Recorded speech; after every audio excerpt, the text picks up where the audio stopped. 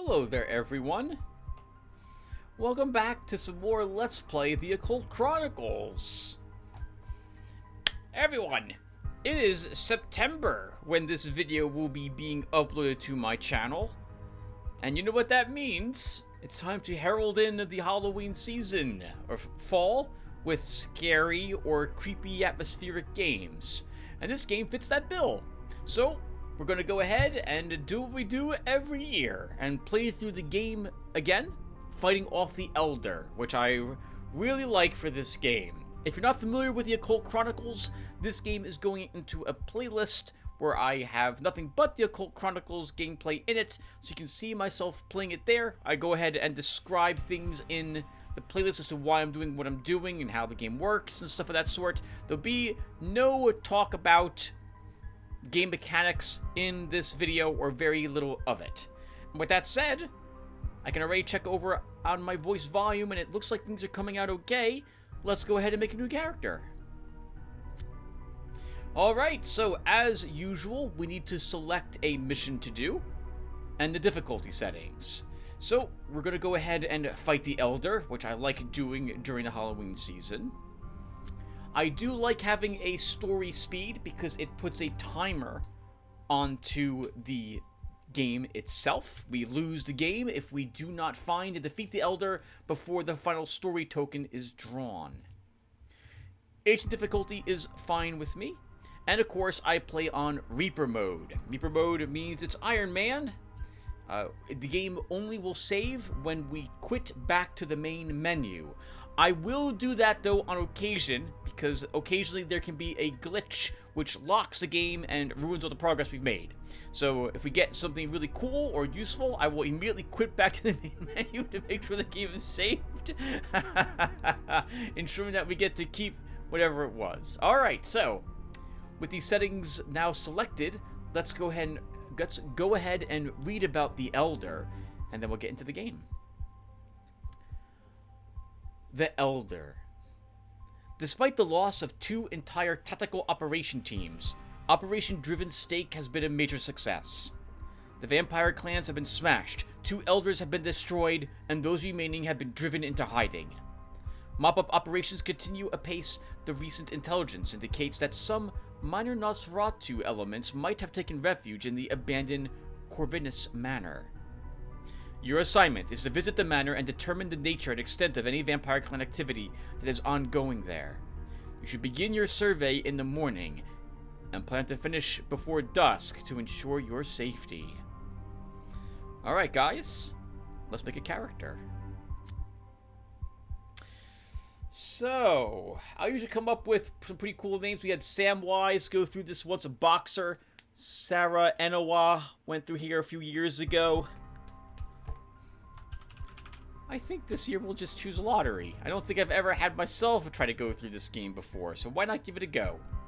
You guys know by now I like making a balanced character for this game, so that's going to be 2 of all stats. The game really wants you tend to do better with a balanced character than with a focused one, but the game makes it very difficult for you to keep a balanced character as you go forward. 2 for all stats. Oh, I should probably mention as well, just in case you guys have forgotten, that I have heavily modified my game. I have, in particular, added options for physical combat where none existed before, and for magical combat where that didn't exist either. So, thus adding more options for magical or physical characters to deal with certain situations as they arise. I haven't modded the game though since the last time I was actively working on this game, which would have been some 2 or 3 years ago now, so I don't remember all the changes that I've done, so just a warning to that effect as well. I'm not the most physically fit guy, so if I'm going to be doing this sort of thing, I'm going to need to rely on my mind, some magic, or a gun. So, I think it might be thematic if I go through this with a gun.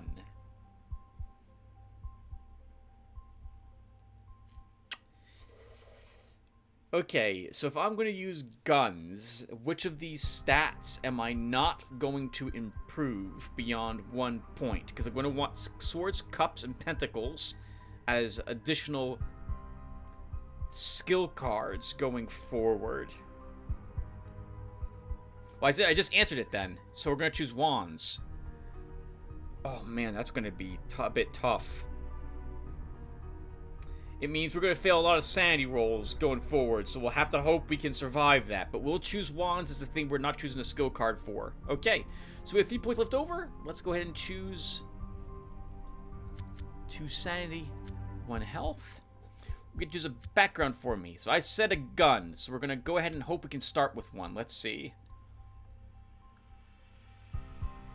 We do get a random weapon, a pistol or a melee weapon as a merc.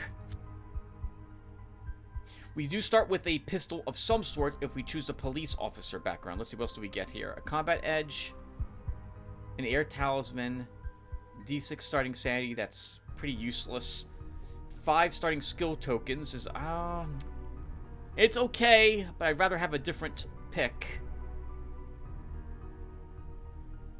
Okay, we'll go with soldier. You saw it all in the Great War.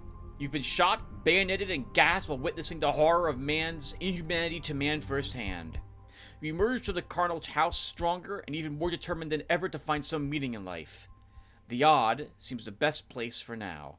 We start with the Bone of Swords, 2 random combat edges, 1 random combat heroic feat. We get a random weapon, which will be either a service pistol or a shotgun, and we start with an air talisman and +1 to swords. So selected. So our swords will be 3. Super useful.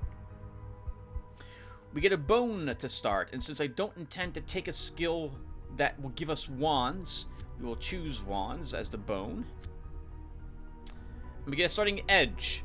So if I'm going to do, because we're not going to improve our wands very much, and I'm worried about sanity in the future, we should do something to help us deal with sanity now. So I guess we want something like Mental Fortress or Adaptive Intellect.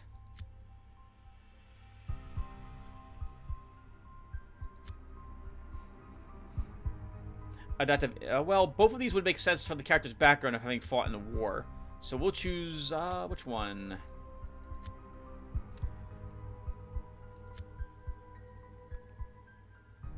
Adaptive Intellect. X additional cards are drawn at the start of any horror challenge, where X is the level of the edge. Alright, everyone. Here's... Oh, do we want that picture? That's good enough. We'll keep the starting pick for him, too. Alright, so...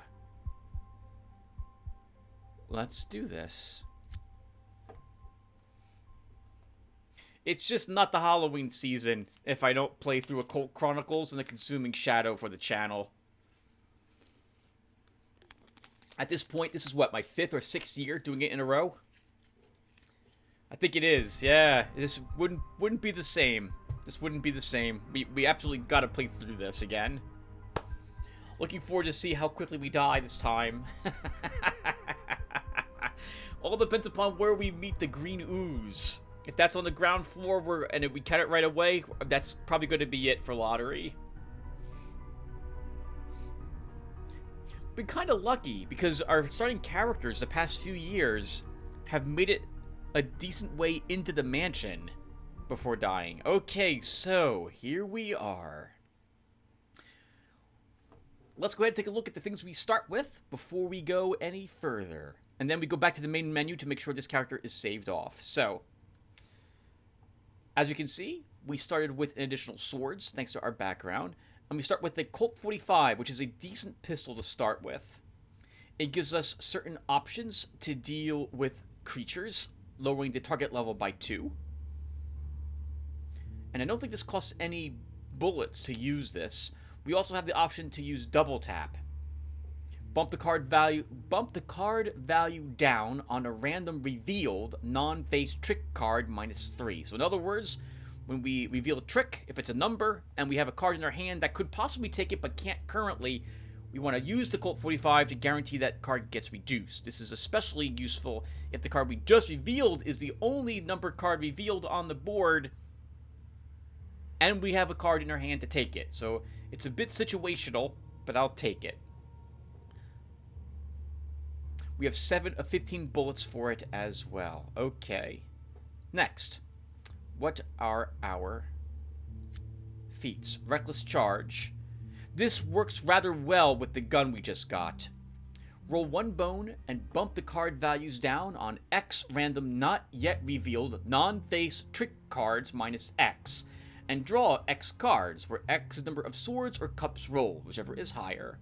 Any result cards that are wounds are doubled in the following phases. So, in other words, you use this before you have revealed cards on the trick-taking board. It lowers a number of cards equal to the bone that you rolled, the value on it, by that value for a number of them that are not revealed. But if we fail to, after we use this Reckless Charge, if we don't win the challenge, we're taking double the amount of hits that we would otherwise normally take if we suffer damage as a result. It also takes 1 or 2 courage to use it. We have 6 courage currently. Nothing in our wands inventory, nothing in our pentacles inventory. How are our edges? Never misses. Whenever a ranged weapon special ability is used, X is added to the bump up applied to any non-face hand cards as a result. Alright, so this is useless because Occult 45 does not actually work with this. The Occult 45 targets a trick card and lowers it. This targets a card in our hand and increases it. Useless. Never misses as garbage. Mr. Chain Blue Lightning. If you possess at least 1 pistol card, which we do, X additional cards are drawn at the start of any combat challenge where X is above edge. That is useful. So we're going to want to find another pistol that actually targets a card in our hand in order to benefit from Never Misses. Otherwise, this character is starting a little bit behind, he's not firing on all chambers with that edge, as it were. Literally, that's the case. Alright, well, that's our character. Let's go ahead and head back to the main menu.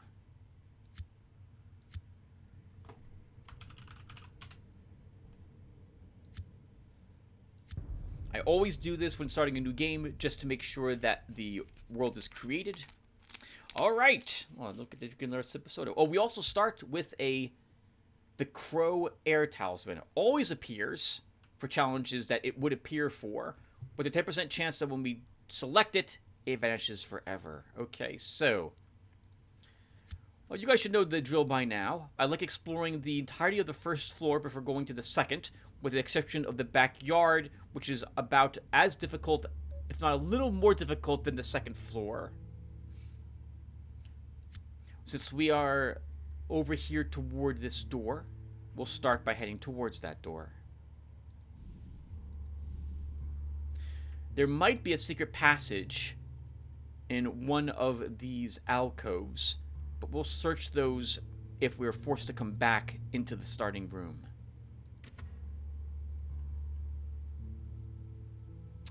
A long hallway with quite a few rooms off of it.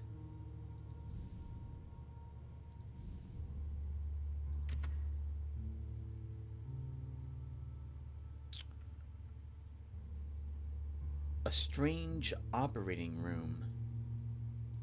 Remember, everyone, that this is a modded version of the game, and this used to have an encounter that could take place in it, which always killed the game. Let's see if that's still the case. My modding, I think, had done it to whatever occurred in this room. We want to search every single... So in case you guys have forgotten, we want to walk into every single space, which is gray, or most of them, because we're looking for clue tokens. Clue tokens will reduce the difficulty of the final encounter. And there are 7 total in a mission. There's usually 2 or 3 on the first floor, 2 on the second floor, 1 in the attic, and 1 in the basement upper levels, 1 in the basement lower level. 2 encounters here.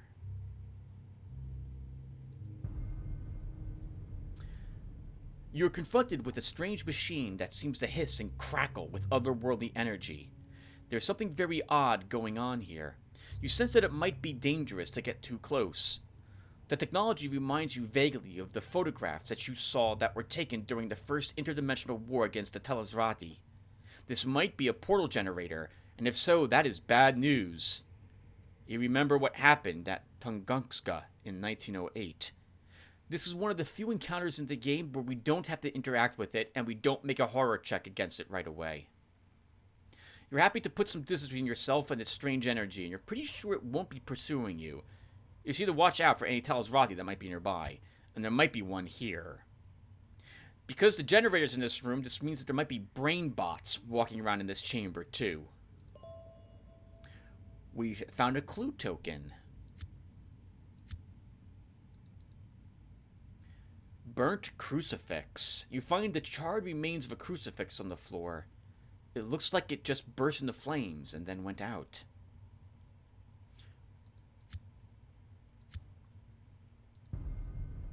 You're confronted with a creature from some type of horrible nightmare.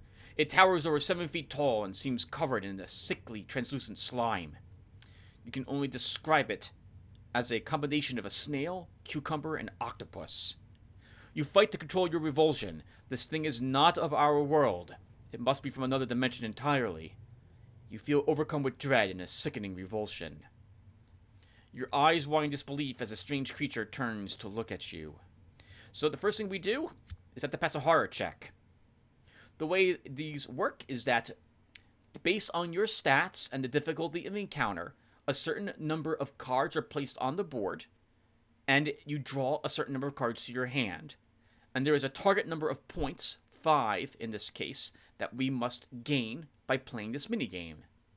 This minigame is used, to my recollection, for every single encounter that you have in the game, which requires this game to be played, which is almost every single one except for, like, the portal generator we just saw. The way the game works is that we have to choose a card and flip it over. If we have a matching card of a similar suit in our hand, we must play it. In this case, we only had a Knight of Pentacles. The Queen of Pentacles showed up, so we must play the Knight on top of the Queen.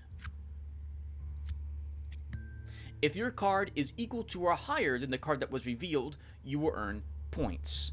1 point for a number card, for each number card that was played. So in this case, an 8 is worth 1, and our 10 is worth 1. A page, if we use it or take it, is worth 2. A knight is worth 3, the queen is worth 4, and the king is worth 5.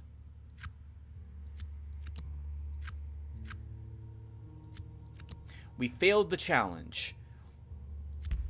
Your mind is weak. You feel like you're going to vomit, and you struggle to control yourself from going to your knees as you begin to dry heave. The beginning portions of the game are exceptionally difficult when your stats are not even remotely up to the task. We are forced to pick 2 cards from the game board at this point. Horror checks will often see you lose sanity occasionally. When our sanity is reduced to 0, we lose the game, as we are playing on Reaper mode. If our health is reduced to 0, we lose the game, as you're playing on Reaper mode. If you're not playing Reaper mode, you're playing on story, your character will instead lose items, reappear in the starting area here, and have reduced health and sanity. After the initial shock of seeing this strange creature passes, you are pretty sure that you can identify it. You remember your briefings on the Tsunga event of 1908. A portal had been opened by this interdimensional race of aliens known as the Telsrati.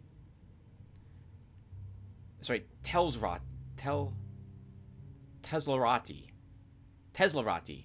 An invasion had been foiled by a precursor to the Odd when the portal generator was overloaded. It had been a narrowly won victory. An interdimensional war had followed. This creature must be a scout sent over to do reconnaissance. Perhaps the energy of this house served as a beacon to pull it here. It seems to have been working on some sort of experiment. We are now given some options in order to deal with the creature. Usually, in an encounter, when you fight something, you will have either the ability to fight it psychically or physically. I believe, wherever I could, I added options to fight these things, to fight encounters magically as well. So we can attack the Talisrati. You can see the numbers up here. Use sorcery against it, which is worse for us.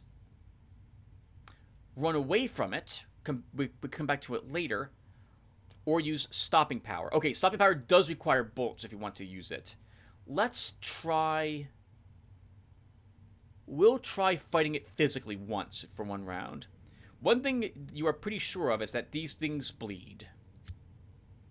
We have a good hand. 4 face cards of 3 different suits and 2 decent number cards. But we have to hope that we can take whatever is going to show up here for the very limited amount of tricks we possess. Thankfully, the Page of Cups is enough that we win the challenge. Just barely, but we do win it. 2 points for the Page, 4 points for the Queen, is 6 points total, and we needed only 5. We could use our Colt 45 in order to lower the 6, but we don't have a means of taking that 6 with anything we have in our hand. The creature is mortally wounded and crumples down into a gelatinous heap. The better you did, which is to say the higher your total was over the target number, the more reward cards you will have an option of drawing. We only get 2. But we pick up a machete as a starting item. Must have been embedded in the creature somehow. We'll take a look at that in a bit. Having dispatched this foul interdimensional monstrosity, you look around and immediately recognize the thing's handiwork. It has been working on creating assistants called brain bots.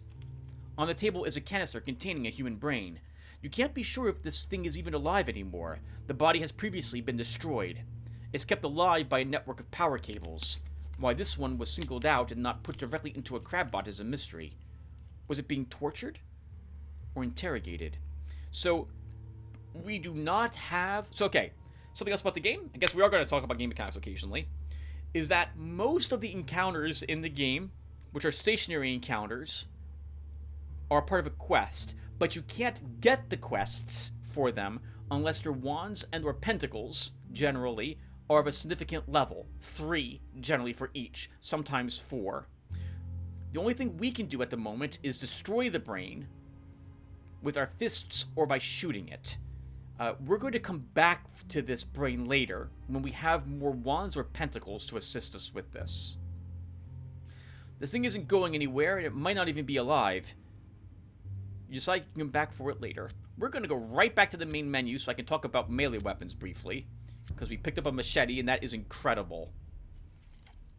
I think our character last year, right? He had 2 swords? Like an axe and a dagger or something, and he was just able to just hack everything to bits. It was amazing. So, items that you pick up generally will have an amount of weight associated with them. See this big number 1 and this big number 2? That's the amount of space these items are consuming. That space is listed over here as a number to the left of the number you see on the right. We are allowed to carry 4 total swords items. This value is equal to the total swords value your character possesses, for example. And the same goes on for cups, wands, pentacles, and so on. All melee weapons, to my recollection, give you +1 swords. So in this case, we get +1 swords bonus for having this machete. That alone makes the machete pretty darn good to have found so early in the game. And has an ability called Chop Chop, which we can use. Select a non-face played card, then roll 1 bone and bump the card value up on the selected card plus X, up to 10, where X is the number of swords and cups rolled. So in other words, if we can place a card from our draw pile onto a trick, use the machete to increase that value. That kind of goes nicely with the Colt. So sword and pistol? I guess we're a pirate of some sort.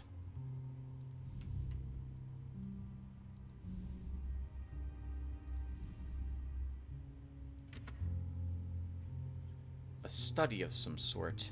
It is a study. You can see the name of the room in the upper left-hand corner when you hover over any of the spaces in that room. The mansion is randomly generated every time you play it, although certain rooms only show up on certain floors. They'll just be in a different position. There's an encounter here. It's likely to be a stack of papers.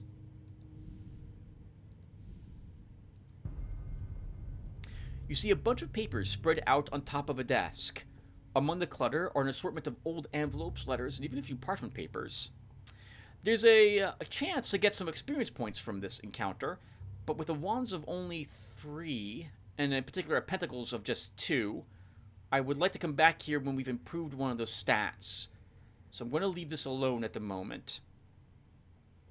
If we fail this, so some encounters, you only get a chance of to attempt them once. We could try this, but we're going to be really relying on RNG with our current stats, so we'll come back for it. The vampires are not likely to have marked down where they're here in notes of that sort, and we might waste precious time searching them.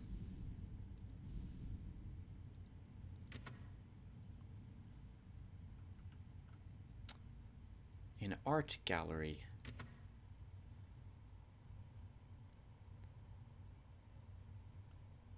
That doesn't look very good. Lots of chalk drawings in here. I see him. I am. Stop! This apparently was the house of a cult of some sort. It's a strange looking summoned, like, this looks like a monster of some sort. There's this mouth, multiple eyes. I'm not sure I like that hallway. And there's something right on the other side of that door. Let's see what this is. You see a large wood and brass gong. It looks completely out of place standing over by itself in the room. You sense immediately, though, that not all is as it seems here. You've seen enough of these things to notice the faint aura that surrounds it. You have no doubt that the gong is a sorcerer's puzzle of some sort. The markings are vague, but you would place it around the period of the 3 kingdoms. There is definitely dark magic at work here. The runes covering the wooden frame must contain the instructions on how to use the gong and access its abilities. The thought of all that noise scares you. The fact that you have no idea what will happen if you do sound the gong scares you even more. We cannot interact with this at the moment. We do not have the stats to do so. I think we need 4 pentacles.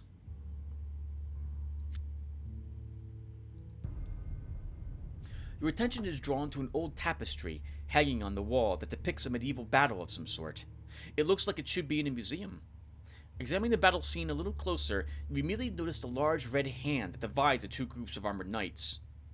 Suddenly, the battle seems to come to life. Knights charge around the hand on both sides and are knocked to the ground. You stare at it in amazement, wondering if you are hallucinating. Your eyes widen in disbelief as the battle unfolds before you. A ghostly vapor seems to enshroud the tapestry. Another horror check. Most encounters, you'll have to pass a horror check before you can actually do the actual encounter. So, this is why I'm a little nervous of having just the 3 pet wands, because this is basically what we'll have for most of the game. Thankfully, the early encounters are not so tough. We got really lucky here as well. Your mind is strong. You have seen things far worse than this. You remember that night that you spent in that museum at Miskatonic University. If you could survive that, then this should be no problem. Winning a horror challenge gives you a chance to gain some sanity back. But it's only a chance. The tapestry is obviously animated by some type of sorcery. It might even be possessed by some malign spirit. You should proceed with caution. It is unheard of for something like this to function as a doorway or portal to another dimension. Once in, you might not get back out. So we don't have the sorcery to dispel this effect easily, and tearing apart the tapestry is extraordinarily difficult. Putting bullets in it also doesn't help very much. So, but this is part of a quest. Most of the normal encounters are part of a quest, and the game has super high challenges for you to solve, for you to defeat the encounter without actually completing the quest, which is a bit weird. You would figure that it'd be easier to just tear the tapestry down than solve the quest that's a part of, but it's not. It's why it takes 10 swords to destroy this thing, because we're not supposed to destroy it by tearing it apart. We're supposed to actually figure out how to use the tapestry. I will try to not destroy any quest encounter item or creature, but instead solve it by completing the quest that it requires. In this case, the hand is the second part of the quest. We haven't found the first part yet, so we'll just leave this alone. Now that we have actually passed a horror check, by the way, we don't have to worry about passing the horror check for this encounter again. Let's sweep around the rest of the room.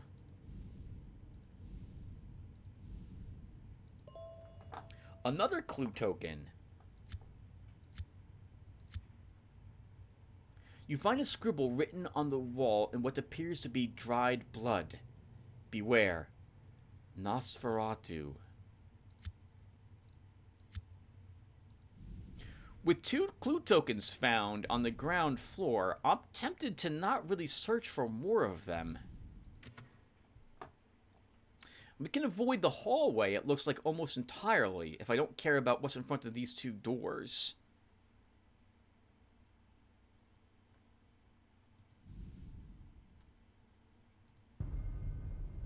It seems impossible, but a human skeleton steps in front of you from out of the gloom. It hisses at you, and you smell the breath of death. Random encounters. There are a series of random creatures that you will be encountering throughout the entire mansion. This is one of them. Some random encounters only occur in certain spots in the mansion, but skeletons, I believe, appear everywhere. Makes sense for us to fight one of these things, given that our target in this mansion is also a vampire, I suppose. Maybe he was a necromancer and raised up some guards to help protect him. Some dark necromancy must animate this long-dead creature. You can't even understand how the bones could be held together. It's terrifying. Well, if we get a cups up here, we win, because we have a king of cups in our hand.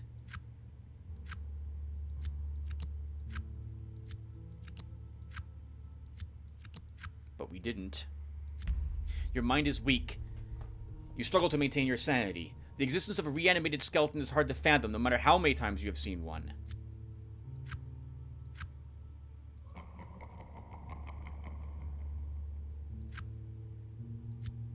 That will be the only horror check we have to make for this encounter, wherever we have it in the future as well. The most recent patch that I played on added this as a much requested feature, since otherwise you always had to pass a horror check whenever you had any encounter at all before you could actually fight the thing off. You wonder if a curse or a necromancer of some skill has summoned a spirit to animate this bag of bones. Was it sent after you? You remember from your briefings that its decayed appearance can be deceptive, and prepare yourself. You will need to either fight or flee. We have a decent chance of beating it up physically. We have an okay chance of actually blasting it with a spell as well. This is not normally here. I added this as an option for this encounter.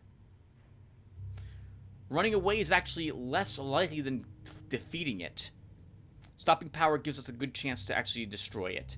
But I don't want to waste bullets on this at the moment. I think we do one of these two.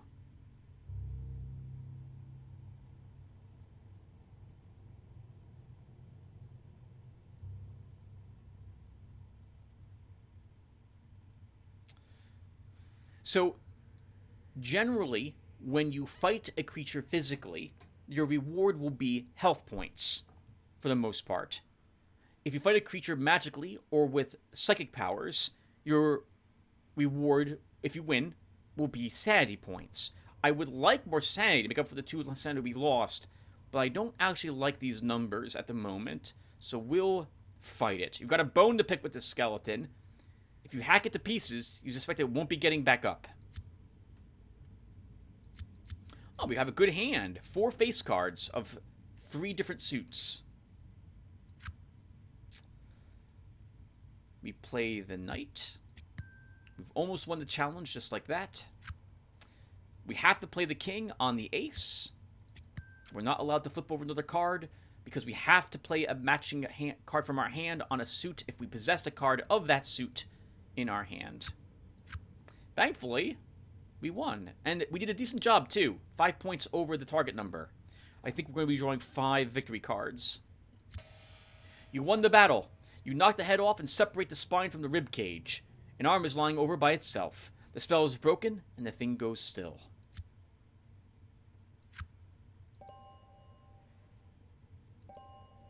You can also earn experience tokens for encounters. Most encounters will reward you with them. That will let us level up. It looks like our soldier card lets us increase our swords a bit. Since we picked up a starting machete, I'm not actually that concerned about increasing a stat to start, so I'm going to go down here to look to add a skill card to us as quick as we can.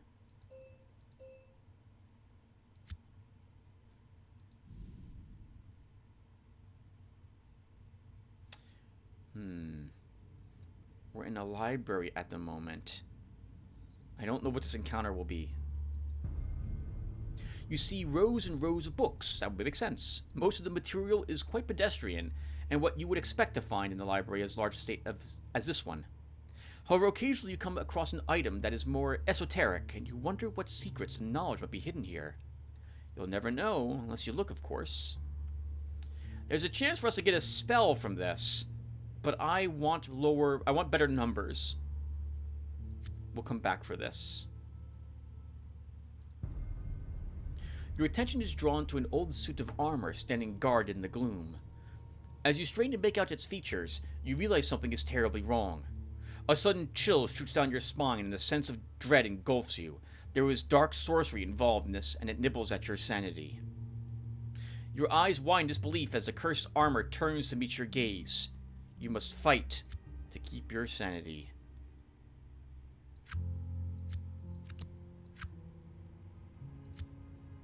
At least we'll take reduced damage. Okay, good. We actually won this. You've seen things far worse than this.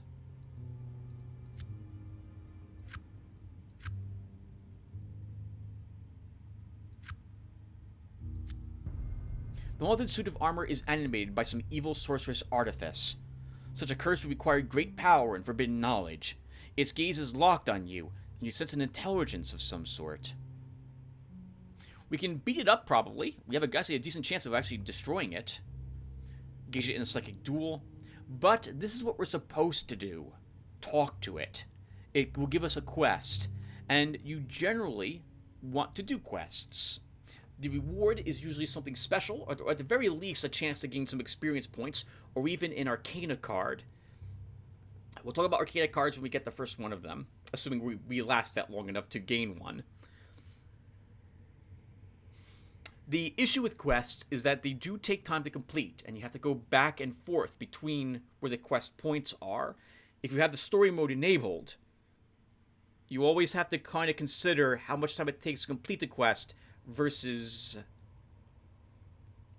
the reward of it, since when that last story token is drawn, the game ends with your loss.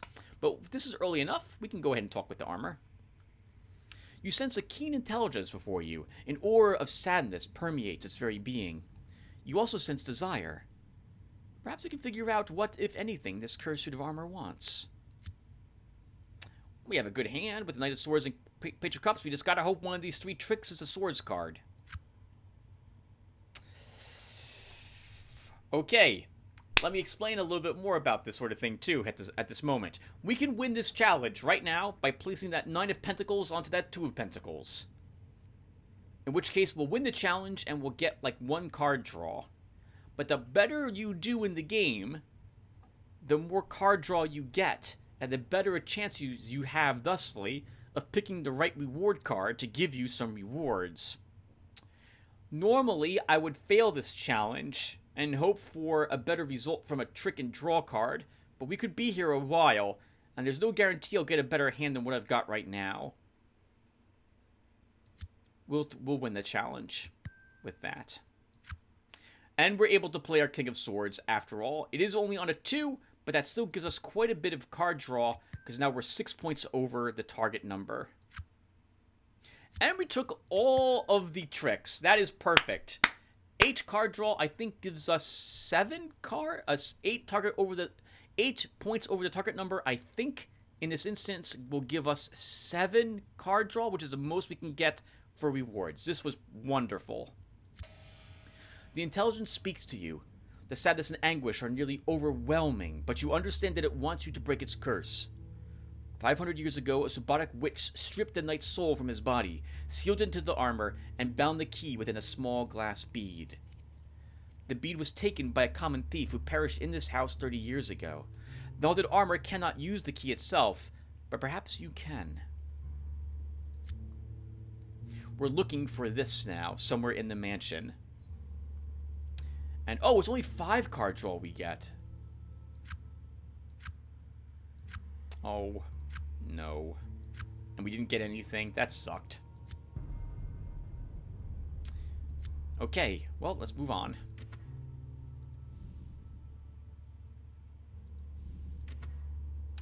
Interesting. I thought this would lead into the same room as this one. These two. Oh, one of these might actually be a staircase that goes upstairs. We should check these doors. But let's first check the reading room.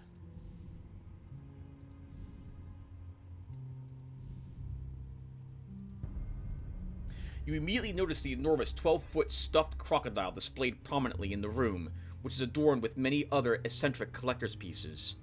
A sudden chill shoots down your spine as the tail of the crocodile begins to sweep back and forth. The eyelids flick open, and you know something is terribly wrong. You can't be sure whether this thing is alive, undead, or animated by some dark sorcery, but certainly it looks hungry. Horror check first.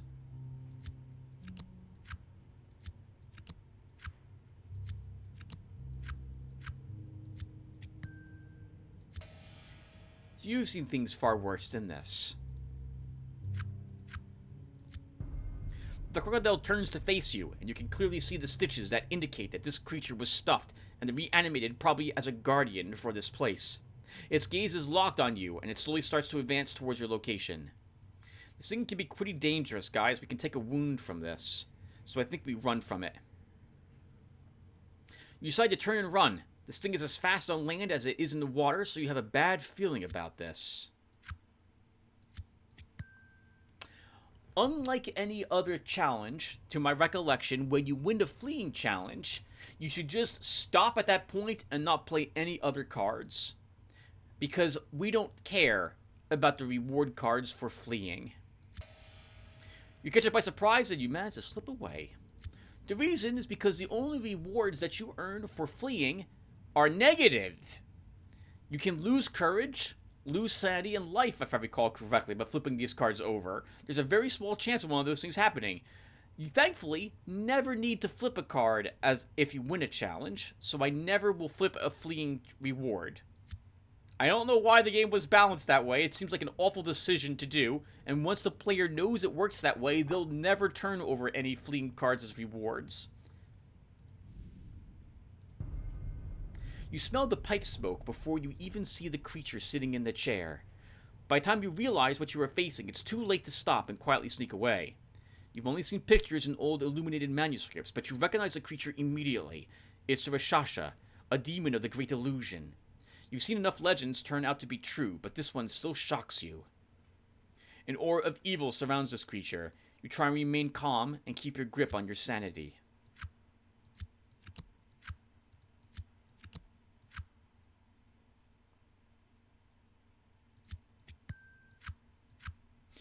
Good. Did the right thing. Later on in the game, it's fun to do these challenges as you have more card draw, more tricks on the board, to determine if you're willing to take a risk playing a card that doesn't give you as many points, on the offhand that it's better suited to be used later. But in the early game, which is about, well, for most of the game, probably close to half of it at least, this game plays itself. I'm not going to play the 3 and potentially lose the encounter when the king will let me win the encounter right away, especially with only 2 tricks left. The odds that the king will be useful in them is very low, but could pay off big if I was willing to do that. But I never am. You can almost even see through the illusion and behold the creature's true form.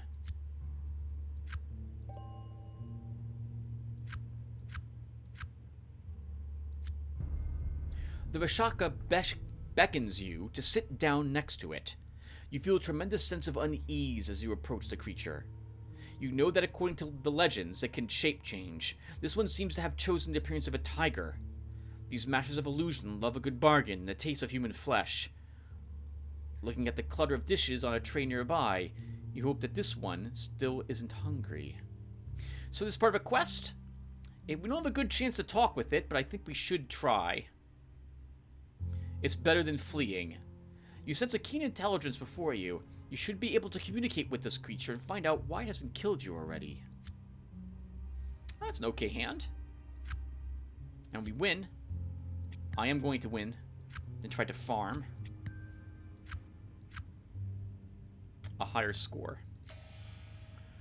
The Rakshasa speaks to you quite easily. It wants you to do it a favor, and in turn, it will let you live. Oh my god. That is amazing. An edge upgrade. So early, too. Edge upgrades let you increase your edge by a point. So we can either get another card draw in our hand for horror challenges, or draw another card to our hand if we possess a gun card in our hand. We could increase never misses, but we still don't have a gun that actually benefits from that. I think because of the horror challenges that we're going to be taking, we should start by increasing adaptive intellect +1. There's also an Arcana card that when you use it increases the level of all edges you possess by 1, which means that if we use this to increase Mr. Chain Blue Lightning, that card wouldn't be improved by playing the Arcana. So let's grab this edge upgrade for adaptive intellect. The Rakshasa puffs away on its pipe and explains its proposal to you. It wants you to fetch some papers for it from a room nearby. It doesn't know where exactly they are because there's a ward in place to keep them hidden and safe from him. He wants you to find them and bring them back. If you do so, you will not only be allowed to live, but you might also find the Rakshasa a generous benefactor.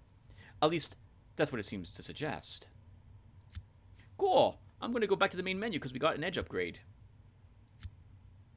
That is so good. Especially for adaptive intellect. Another card in our hand could really help us pass these horror checks. We also got back our 2 sanity that we lost earlier, so that's useful too. It might be this group of papers, actually. So I think what I'm going to do is double back here, check these rooms, and then check those papers to see if it's what the Vishaka wants.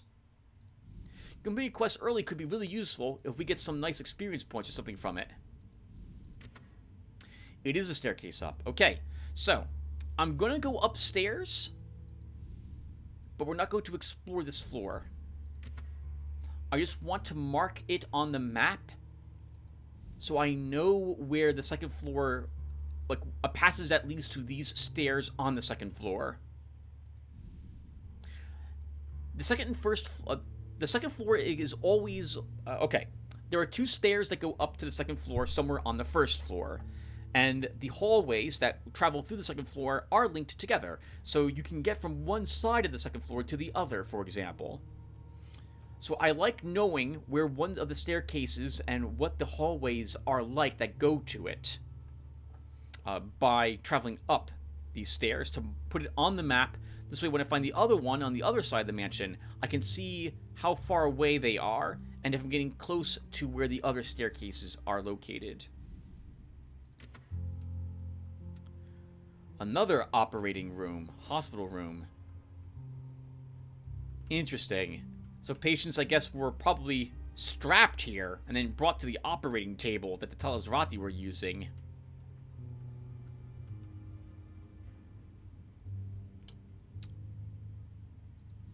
Interesting rooms nearby as well. There could be another Telesrati in this room. We'll find out now. You see a figure shuffling towards you. Your first thought is that it must be injured. Then you notice the distinctive hat of a nurse, but what steps out from the gloom is not here to help you. If it was once human, it certainly isn't now. You wonder what type of terrible medical experiment gone wrong could have created such a horror. I think this looks a little bit, the face does at least, like the creatures from Silent Hill? I never played any of the Silent Hill games because I didn't own a PlayStation, which is what I think they came out on. I think only one of them has been released for the PC since then. The terrible gurgling sounds this creature makes threaten to drive you over the edge.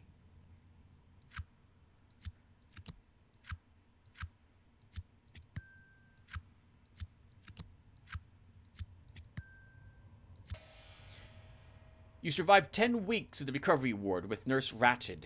This looks like a stroll in the park compared to that.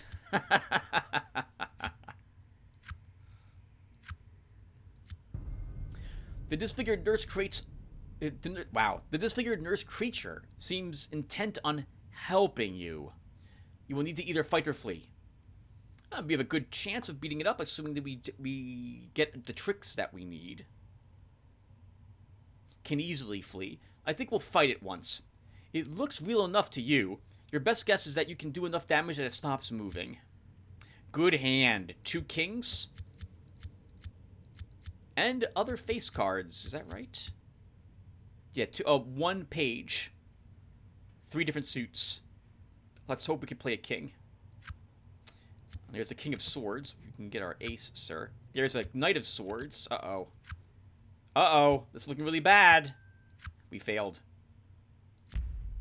Bested by a gimped health care worker. The guys back at the HQ will be laughing their heads off. Too bad this thing really packs a wall up when it hits you. Ah. Well, game, if you don't give me the tricks I need, I don't get to win. Let's do this again. Every time you lose an encounter, there's a chance that the game makes the encounter a little easier for you. The game has some sort of, like, balancing AI in it, which I absolutely loathe. Because the better you are doing, the more difficult the game makes it, which sounds good on paper, until you see exactly how horrific the game decides to balance things, because it doesn't care about how well you're doing and how you're going about solving the problems. It just knows you're doing well. This means that, for example, if your characters are good in physical combat, the game could throw encounters at you, just randomly, that require you to do good in magic or psychic combat, and your character, not being geared to do so, will find themselves, instead of staring down what looks like an average combat, of one that you cannot possibly win. And you take a ton of damage, or psychic challenge, or even instant death cards could be the result, because of the way the game decides to balance itself to make it tough for you. Alas, there is no way to disable it from my checking. Well, let's fight it again. Right, we have another good hand. Once again, 2 kings. But we have to hope for... Okay. A card we can use. We will use our king. To win the challenge, we use our queen. To win that too. And we use our other king of cups. Perfect. You kick the stuffing out of it. The body seems to squirm and shake far longer than it should, and it bleeds a black ichor. But it won't be getting back up. We have a chance. Yep, to get back the health we lost. Nice. 3 experience points. Very nice. Wow. Holy crap. I'm gonna go back to the main menu really quick. That's incredible. If you guys have watched me play this game in the past, you've seen that I've gone, like, easily 1 or even 2 episodes without getting any experience points to level. So being able to level so early and get another card, that's really handy. So let's actually get another skill card. Skill cards do not themselves give you anything by choosing them. They just unlock the options for you to spend your experience points in other ways. In this case, the way I play the game is I try to make balanced characters. Characters whose stat lines I can improve all somewhat equally. Generally, the game, though, makes this very difficult to do. Every or most of these specialists or skill cards we see here only will let you improve 1 stat. You've seen our background currently lets us improve swords, but nothing else. Most of these work that way. I'm going to want to improve our cup. And swords is basically physical combat and the ability to use guns. Cups are heroic feats and your ability to avoid traps. Wands is psychic abilities, quests, horror challenges. Pentacles is spells and horror challenges as well. They're all useful things to have. Let's see what I want. Well, while I would normally love ranged weapon specialists, since we do start with a gun, This is Sword's attribute, so I'm not so interested in taking it. We also would get a Sword's Bone at some point if we spend the experience for it, but we already have a Sword's Bone, so there isn't very much... This isn't as attractive, because there's less things to take here in Ranged Weapon Specialist, and lets us focus on swords. Something else I guess I should explain really quick. The higher a stat is, the more... Like, it doesn't matter how low your other stats are. If you have a 5 in the stat, the game's like, oh, you're doing pretty good, huh? Let's go ahead and make the game tougher for you. So you're going to see me want to improve my lower stats first before trying to improve one of my higher stats up. A melee weapon specialist also is improving our swords. I don't want that. Stealth improves our cups. It gives us flee, evade, hide edges, which is not too useful, although cups could be nice. Athletics is cups and evade traps edges, very useful. Investigator lets us improve our swords and wands. Not as useful as just wands would be, or wands and cups. Mechanical devices is cups and wands, but I can't remember if it's cups twice or wands twice. I would hope it's cups twice, but that could be useful for us. Linguistics is wands, research is wands, psychic talent is wands. Sorcery. There are 3 different types of spells in the game: Atlantean, Hyperborean, and Eldritch. They're all pentacles required. And then we have Talisman Expert.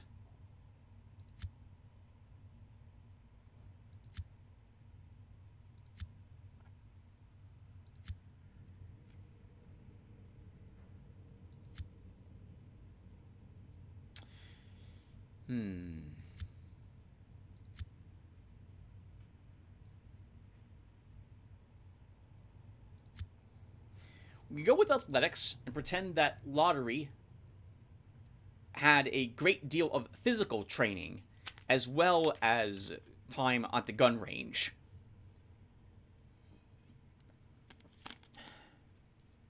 Or we go with mechanical devices, and we can pretend that Lotaeri's spent a lot of time actually tinkering with guns and understands some of the basics of even how to create them, which would explain why he's good at mechanics. Both of these are really nice. I'm going to want the Cup's Bone, and we're going to want to be able to increase our Cup's stat. This guarantees we can improve our Cups multiple times, whereas this is at least each of those stats once. I think in the past I've always chosen Athletics Specialist. Getting evade traps edges is very nice.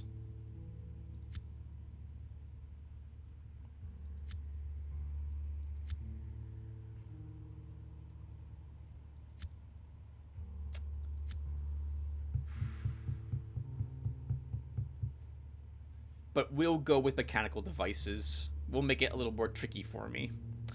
You are the youngest student to ever graduate from MIT with 3 PhDs. There's a gadget on this planet that you can't take apart and then put back together so that it works even better. You haven't found it yet. You hate it when people call you Sparks or Q. Done. And it's wands first. Okay. I think it's wands, then cups. Then it might be wands again. That's a bit awkward. We're going to have a low evade traps. It's too late now. We've chosen.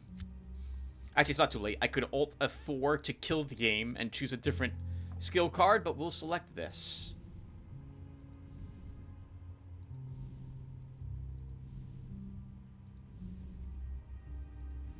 By the way, I can move much faster than this, but I like the music to the game especially, I think, is incredibly well done. And I like looking at the house in particular. They did a great job on the art for this.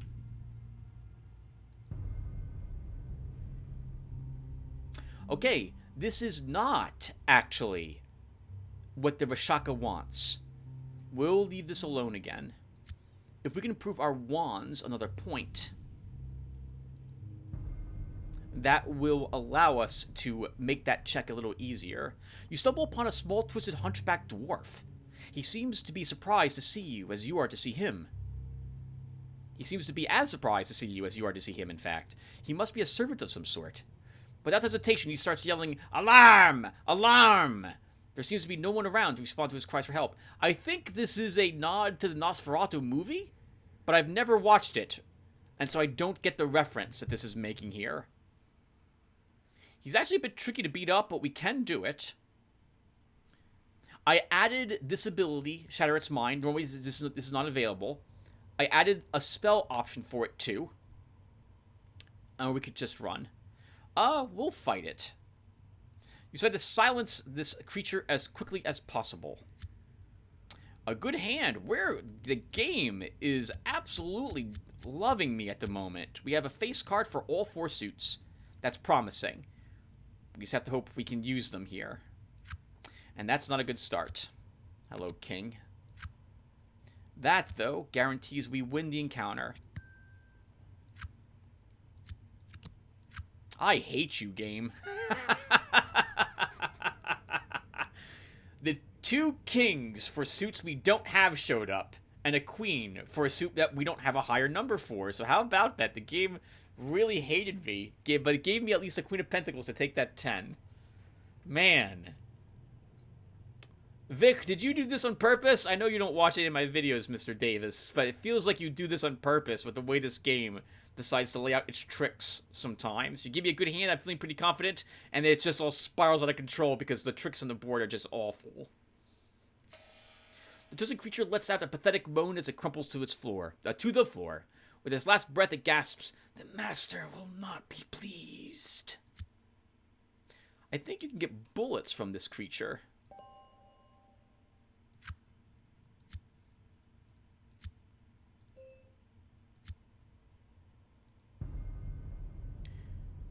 You hear the twang and look up to see crossbow bolt. Not the crossbow bolt. You look up to see crossbow bolt. It has a name. Heading your way and aimed at your heart. Traps. Traps are some of the most dangerous things you will encounter in the game. Some can kill you outright. Others lead you into a different conversation, like a different dialogue tree, which can kill you outright if it didn't immediately. They all have a chance to give you wounds. And by that, I don't mean we lose life. I mean a permanent debuff to us somehow. Our stats get decreased. And it's so awful, in the early game especially, that you're better off just deleting your character and starting a new one if you get one. What are options to avoid it? Combat roll.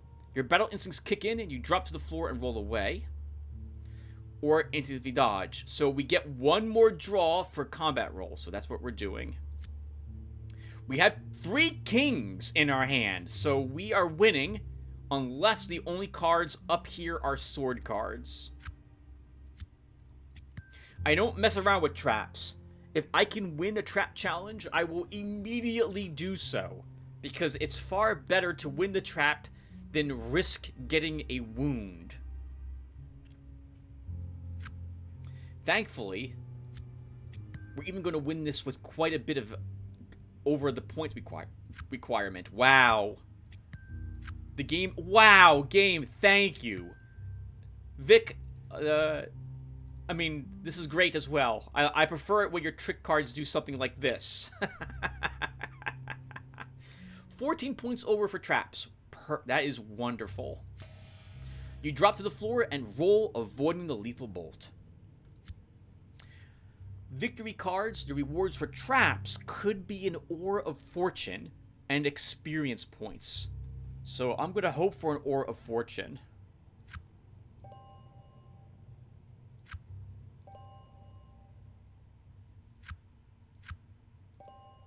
And we got one. 6 life also. There is an invisible stat that your character possesses called luck. The more lucky that you are, the more likely, I think it works this way. I'm not quite sure. But I think the more luck you have, the more likely that a card that you flip over that is a reward will be a better reward than what it would have been normally. I think that's the way it works. Experience points, for example, could have more experience points with them than just 1 or 2. There's a chance that with a really high luck, you can get Arcana cards, even for passing like a horror check. So you generally want as much as this as possible. On that note, bad luck. Ill Omens is what that card is called. Lower your invisible luck score. And if I tend to get like 3 Ill Omens and no Aura Fortune, I'm probably deleting that character as well, because that's really unfortunate. But we won't do that for the playlist, because it's fun to watch him struggle, okay? So that was a super lucky trap, and I'm glad we passed it. Let's move onward.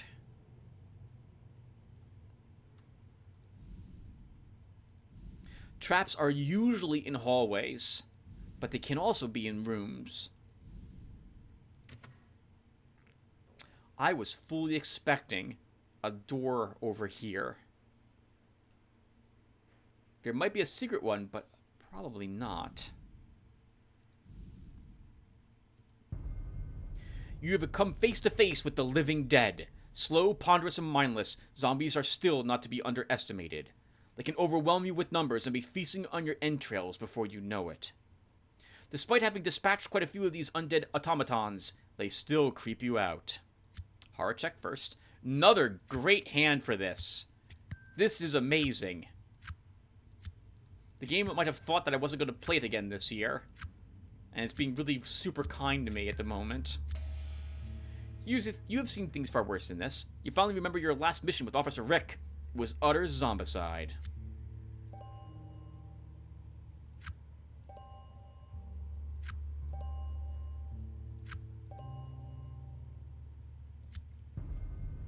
Zombies. You hate these guys.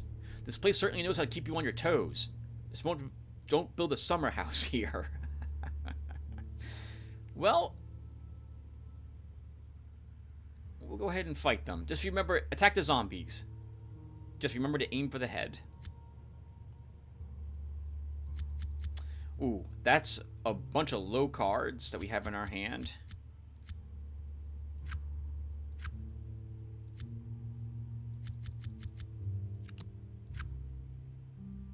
This won't let us win the challenge, but it will let us get away with reduced damage when we fail. Actually, we could have used our Occult to flip to lower this 7 to a 4, and then 1 by placing our swords 4 on it. So that's my fault for failing this. You didn't take the advice, now did you? Don't let them bite you.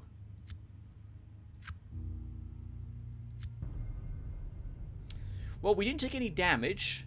It looks like the game is good, but we did lose. The game's being a little kinder and giving us 1 extra trick now for this.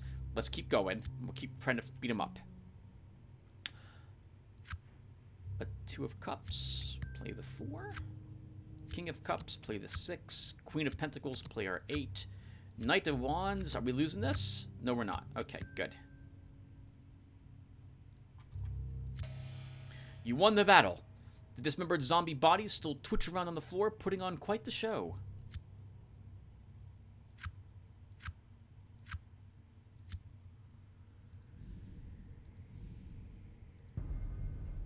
It seemed impossible at first, but slowly you recognized the sounds of clinking glasses and the soft murmur of conversation.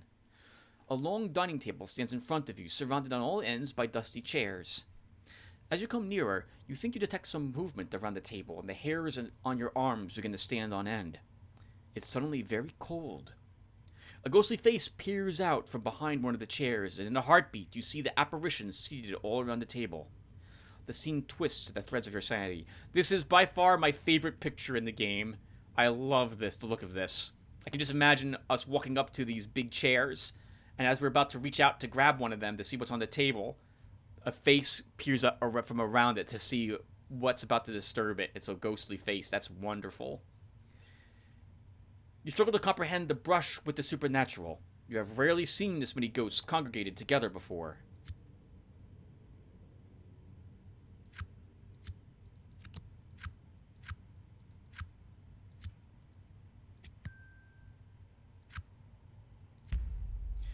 Your mind attempts to find a safe spot at the shock of confronting this otherworldly scene. Before it can find a refuge, the damage is done.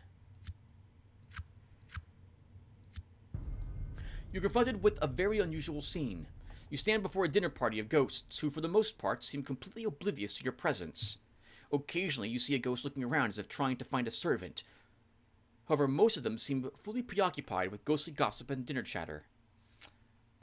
We don't have a good chance of doing this, but we'll try interrupting them. You decide to use your powers as a medium to tap your ectoplasmic knife against a glass and grab their attention. Maybe a direct approach will let you start a conversation so that you can gather some information. Of course, there are some risks involved with this approach. Most of the attempts to do lure or persuasion will not result in you suffering overly much other than some sanity loss. But sometimes, you might suffer an ill omen.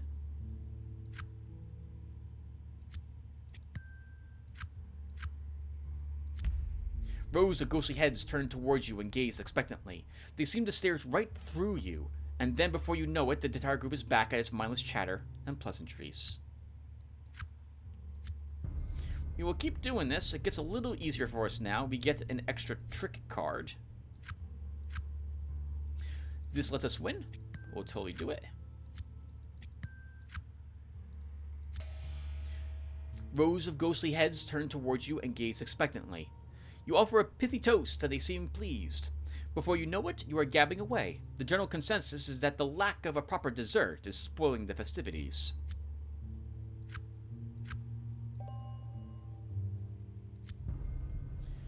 You hear raucous cries for dessert, and many of the ghostly guests are looking expectantly towards you.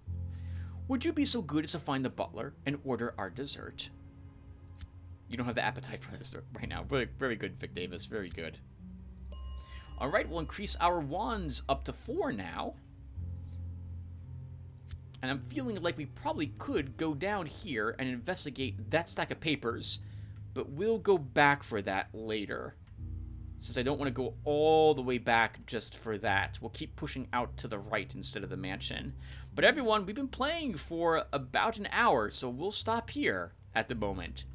Thank you guys for watching. Hope you guys will like another Occult Chronicles up for this fall season. It's always fun for me to play through this game again, have the excuse to play through it once a year. It's a guilty pleasure for me for Occult Chronicles, and I think you guys like me playing through it too. Hope you guys liked it, and I will see you all in the next one. Take care, everyone.